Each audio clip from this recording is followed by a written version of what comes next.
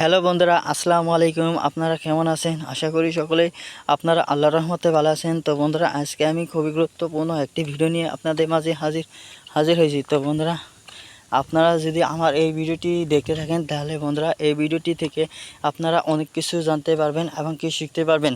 তো বন্ধুরা, শুধু আপনাদের কাছে একটি অনুরোধ, আপনারা মনোযোগ দিয়ে না টেনে সম্পূর্ণ ভিডিওটি দেখতে থাকবেন।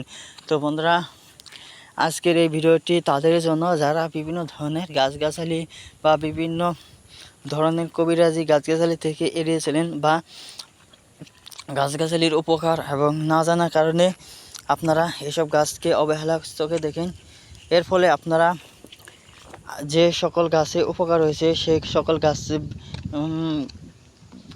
গাছকে ব্যবহার করতে পারছেন না এবং ব্যবহার না করার কারণে উপকারও পাচ্ছেন না। তো বন্ধুরা, সেজন্যই আপনাদেরকে বলবো, আপনারা এই ঘেটু গাছ বা বাট গাছ যেখানেই পাবেন সেখান থেকেই সংগ্রহ করে নেবেন। তো বন্ধুরা, কারণ হচ্ছে অতি মূল্যবান একটি গাছ। তো বন্ধুরা, এই গাছটি যদি ব্যবহার করেন তাহলে বন্ধুরা অবশ্যই উপকার পাবেন।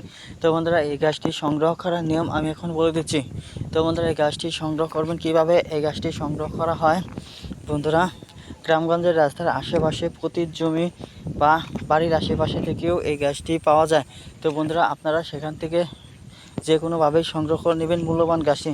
তারপর বন্ধুরা, এই গাছের অনুমতি নেবেন। এই গাছে ব্যবহার করার আগে আপনাকে এই গাছটি অনুমতি নিয়ে ব্যবহার করতে হবে, কারণ অনুমতি না নিলে গাছটির উপকার পাবেন না। তারপর বন্ধুরা, আপনারা শনিবার দিন কাউকে না জানিয়ে বন্ধুরা পূব দিকে দাঁড়িয়ে এক নিঃশ্বাস বন্ধ করে তারপর বন্ধুরা সংগ্রহ করে নিন। বন্ধুরা, সংগ্রহ করে যে শিকড়গুলো রয়েছে শিকড়গুলো ব্যবহার করতে পারবেন, যে পাতাগুলো রয়েছে সেই পাতাগুলো আপনারা ব্যবহার করতে পারবেন।